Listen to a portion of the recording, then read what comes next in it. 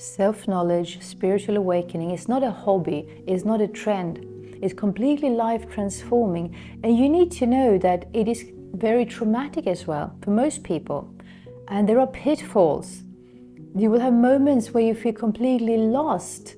You will feel derailed, like you're going crazy, you just want to scream, nothing makes sense. And then you might have moments or periods where you will feel the most beautiful connection to all of life.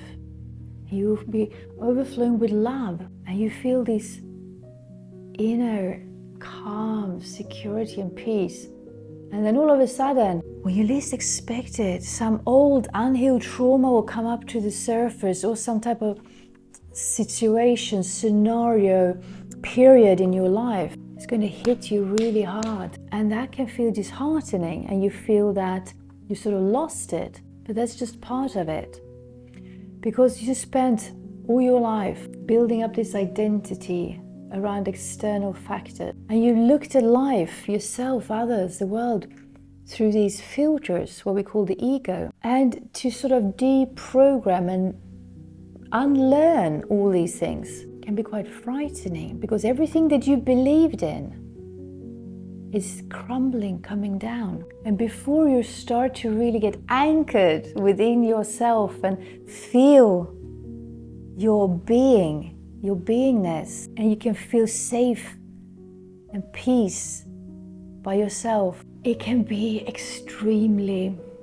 lonely and painful as well. That you start to look at the world and discover new things, as in what you believed was true. It can be anything from religion and government, to media, to the school system. And you start to question humanity, the world, your existence, and so many doubts can come up. And it's not just about your own being, what you've identified with and how you feel and awakening to your true nature, but it's also about that you start to look at the world in a completely new life. It's like you've been in the matrix and now you're awakening from that dream. So your compass starts to change.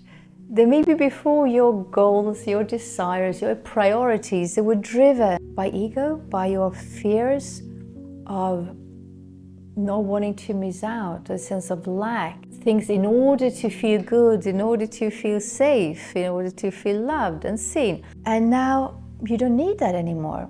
But before you find a new way, and you're completely guided by your intuition and your heart, you can be sort of there in limbo, floating around, not really knowing what to do. And the best is just to continue to meditate, and observe your thoughts. Don't get involved in them. Watch them like there would be clouds passing by. And also that to have the courage to feel that which is, and be open to the shifting emotions. And don't expect, you're supposed to be this happy, peaceful, loving person all the time.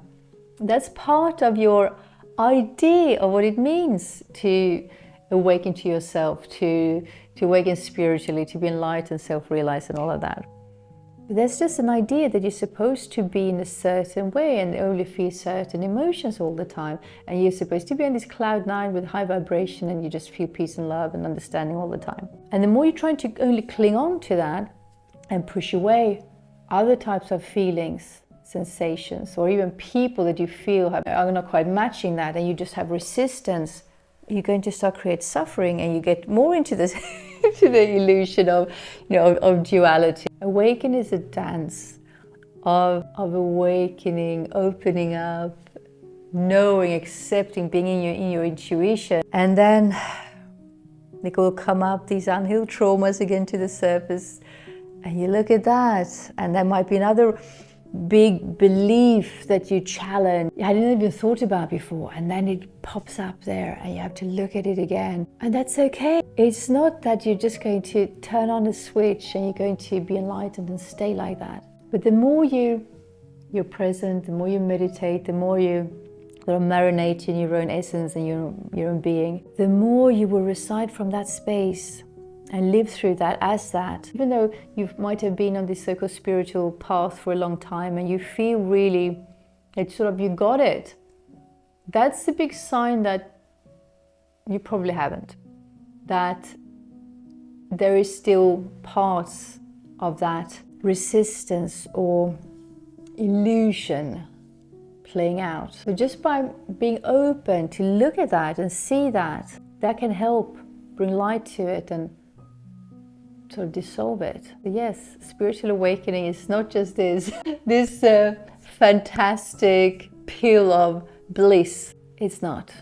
But it's the only thing really that's going to make you happy. Not even make you happy, realize that you inherently are already happiness and peace and love. Because there's nothing you can achieve, create, go looking for, find. It's already your beingness.